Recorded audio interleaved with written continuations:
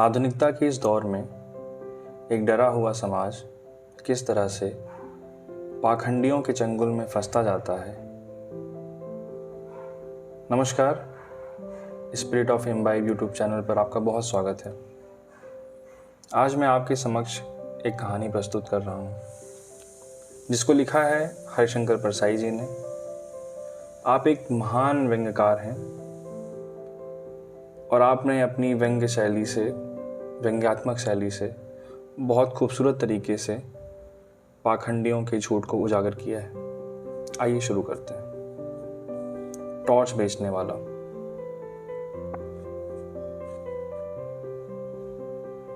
वह पहले चौराहों पर बिजली के टॉर्च बेचा करता था। बीच में कुछ दिन वह नहीं दिखा, कल फिर दिखा, मगर इस बार उसने दाढ़ी बढ़ा ली थी और लंबा कुर्ता पहन रखा था। मैंने पूछा, कहाँ रहे और यह दाढ़ी क्यों बढ़ा रखी है?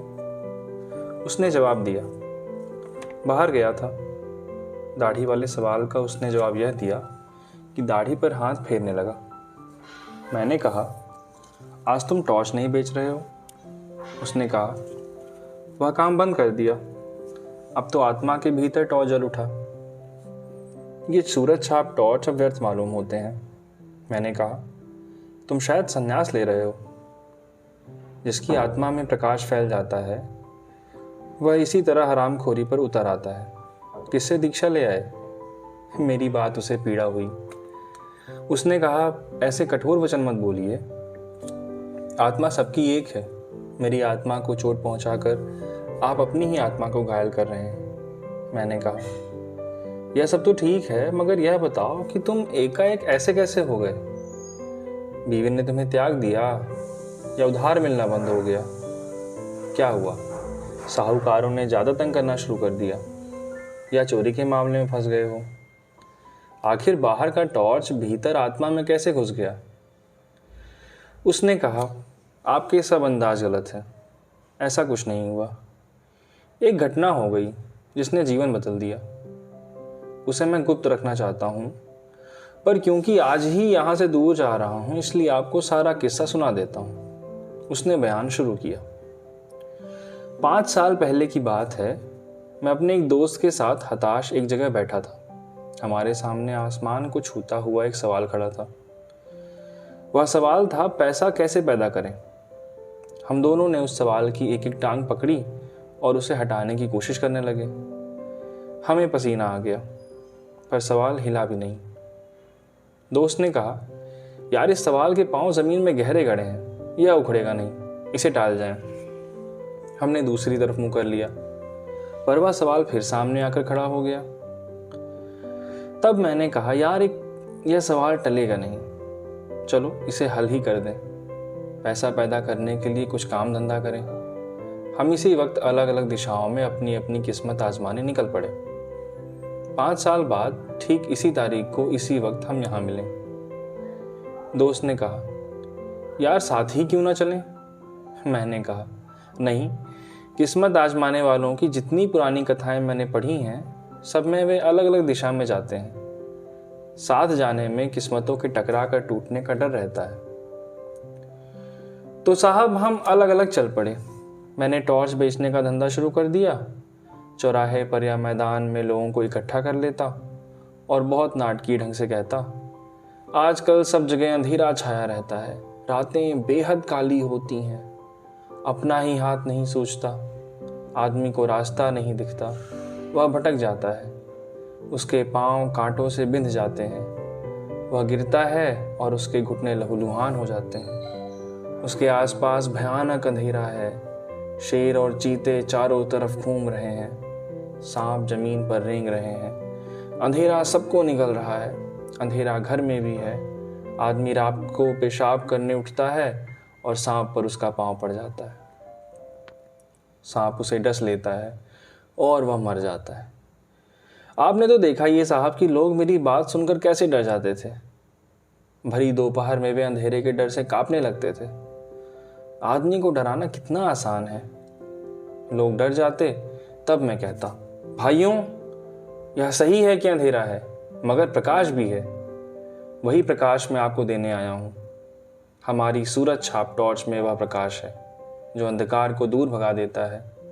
इसी वक्त सूरज छाप टॉर्च खरीदो और अंधेरे को दूर करो। जिन भाइयों को चाहिए हाथ ऊंचा करें। साहब, मेरे टॉर्च बिक जाते और मैं मज़े में ज़िंदगी गुजारने लगा। वायदे के मुताबिक ठीक 5 साल बाद मैं उस जगह पहुंचा जहां मुझे दोस्त से मिलना था। वहां दिन भर मैंने उसकी राह देखी, वह नहीं आया। क्या हुआ? क्या वह भूल गया, या अब वह इस संसार में ही नहीं है? नहीं, मैं उसे ढूंढने निकल पड़ा। एक शाम जब मैं एक शहर की सड़क पर चल रहा था, मैंने देखा कि पास के मैदान में खूब रोशनी है और एक तरफ मंच सजा है, लाउड स्पीकर लगे हैं। मैदान में हजारों नर नारी श्रद्धा से झुके बैठे हैं। मंच पर सुंदर रेशमी वस्त्रों से सजे एक भव्य पुरुष बैठे हैं। वे खूब पुष्ट हैं, संवारी हुई लंबी दाढ़ी है और पीठ पर लहराते लंबे केश हैं। मैं भीड़ के कोने में जाकर बैठ गया। भव्य पुरुष फिल्मों के संत लग रहे थे। उन्होंने गुरु गंभीर वाणी में प्रवचन शुरू किया। वे इस तरह बोल रहे थे जैसे आकाश के किसी कोने से कोई रहस्यमय संदेश उनके कान में सुनाई पड़ रहा है, जिसे वे भाषण दे रहे हैं। वे कह रहे थे, मैं आज मनुष्य को एक घने अंधकार में देख रहा हूं। उसके भीतर कुछ बुझ गया है। यह युग ही अंधकार में है। यह सर्वग्राही अंधकार संपूर्ण विश्व को अपने उदर में छिपाए है। आज मनुष्य इस अंधकार से घबरा उठा है। वह पथभ्रष्ट हो गया है। आज आत्मा में भी अंधकार है।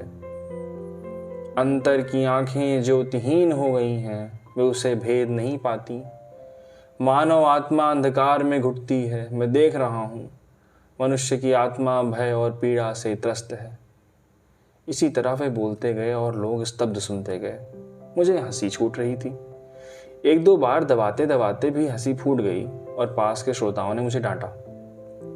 भव्य पुरुष प्रवचन के अंत पर पहुंचते हुए कहने लगे, भाइयों बहनों, डरो मत। जहां अंधकार है वहीं प्रकाश है। अंधकार में प्रकाश की किरण है। जैसे प्रकाश में अंधकार की किंचित कालिमा है, प्रकाश भी है।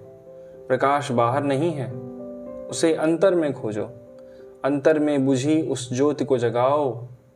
मैं तुम सबका उस ज्योति को जगाने के लिए आह्वान करता हूँ। मैं तुम्हारे भीतर वही शाश्वत ज्योति को जगाना चाहता हूँ। हमारे साधना मंदिर में आकर उस ज्योति को अपने भीतर जगाओ। साहब, अब तो मैं खिलखिलाकर हंस पड़ा। पास के लोगों ने मुझे धक्का देकर भगा दिया। मैं मंच के पास जाकर खड़ा हो गया। भव्य पुरुष मंच से उतरकर कार पर चढ़ रहे थे। मैंने उन्हें ध्यान से पास से देखा। उनकी दाढ़ी बढ़ी हुई थी, इसलिए मैं थोड़ा झिझका। पर मेरी तो दाढ़ी नहीं थी। मैं तो उसी मौलिक रूप में था। उन्होंने मुझे पहचान लिया। बोले, अरे तुम। मैं पहचान कर बोलने ही वाला था कि उन्होंने मुझे हाथ पकड़कर कार में बैठा लिया।